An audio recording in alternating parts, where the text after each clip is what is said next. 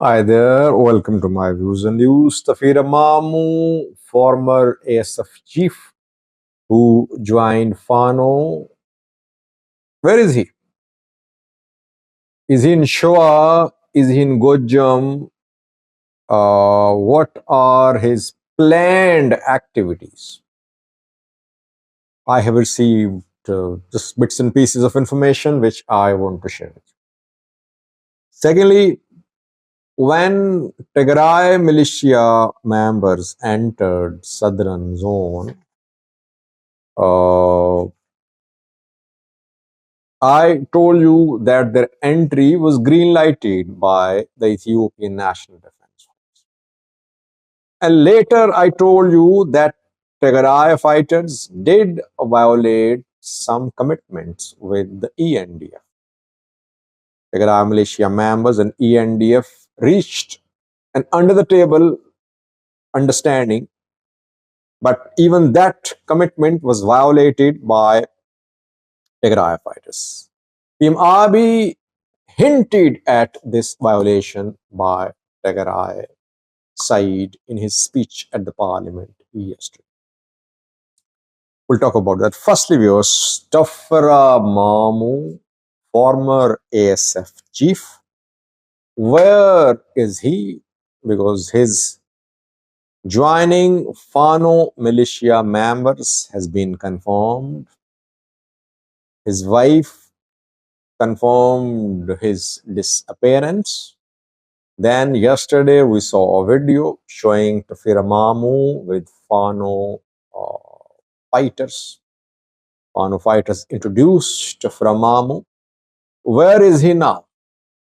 By the way, we know that one of Tefera Mamo's subordinates is a senior Fano commander, and that is Colonel Fantahun Moab.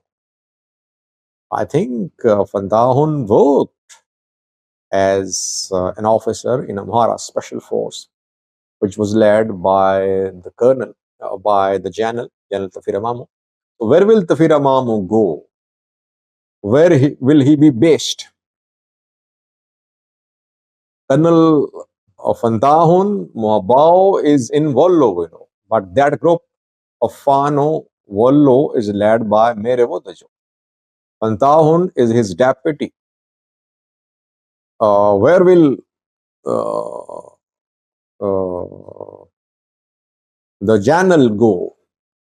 And where did he enter? He was in Addis Ababa. We know his wife's still there, Manan Hale.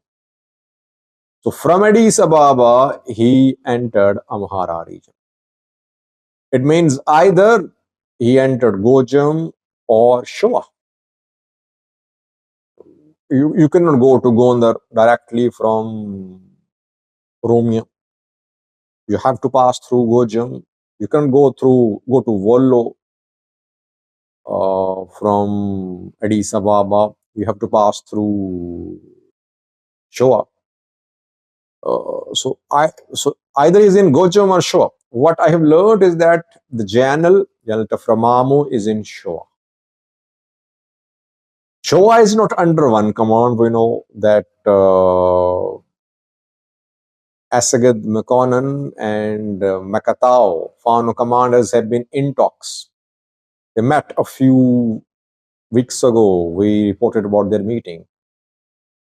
Skandar Naga is also operating in Shewa, trying to establish a group here because he had to leave Gujam after Zubinakasi was released from prison there and he reclaimed his group. So in Shewa, Skandar, relatively lesser force. Asagad McConnell and Mekatau were two main commanders. Reportedly, the General is due to hold some key meetings in Shewa. So far, he is in Shewa. He is not going to Wollo, but he might travel to different zones of the Amhara region. He would try to organize Fanos under one central command. And perhaps he is the most experienced The senior most officer who has joined Fano so far. So he is the ideal candidate to lead Fano as an armed group. He is in Shewa, where some other Fano commanders are expected to meet him, reportedly. Where will this meet? And the other Fano commanders are not from Shewa. I have a few names I don't want to tell,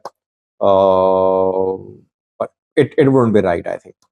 So he will hold some meetings, and then he might visit other zones of the Amhara region as well. Only question is, will he be acceptable to all Fano groups or not? Because those Fano commanders who have been operating independently with all the powers, would they like to come under Tefera Mamo's command? Will his joining Fano create splits in Fano, or will he be able to unite Fano? That remains to be seen. Secondly, viewers,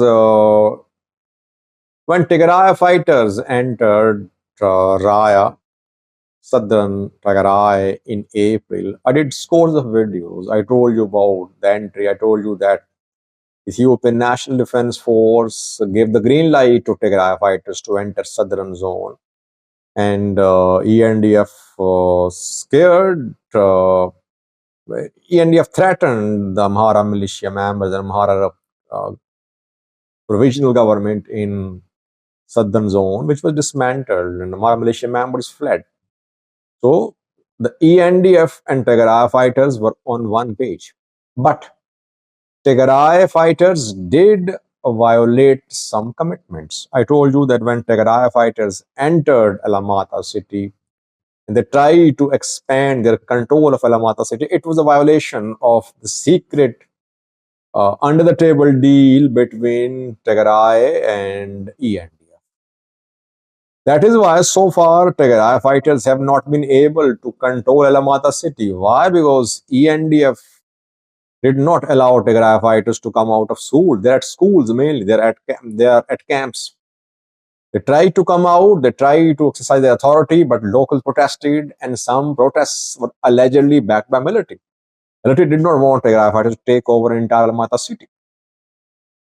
PM Abiy, when yesterday talked about Pretoria deal, about rehabilitation of Tigray, etc., about return of IDPs, he implied that some movements in Raya which happened were not planned and agreed. He, I think, implied what I reported. I reported that Tigray fighters violated the understanding between TDF and ENDF, and this is what he said in veiled terms. But situation in Salamti is different. Where I told you, so far no Tigray fighters have entered. Only IDPs are entering. Local elders are on board. They are vetting the lists of IDPs who are entering Salamti. Local tribal, local elders, Tigray IDP representatives, Tigray government officials, Amhara government officials, ENDF, all are part of committees which are verifying the credentials, the particulars of IDPs who are entering Salamti. And if anyone is found to be a militia member, his entry is being blocked. It did not happen in Raya, where Tigray fighters did violate some commitments. That is what PM Abiy hinted at in his speech at the parliament yesterday. Thanks for watching.